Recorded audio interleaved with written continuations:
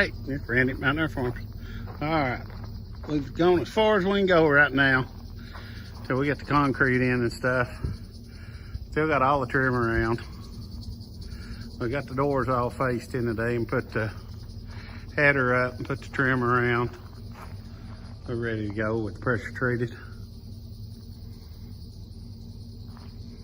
A lot of space in this garage. The man door, they decided to do that later, so we just went ahead and left the tin over it. Then we can cut it out later. But we've done this door the exact same over here.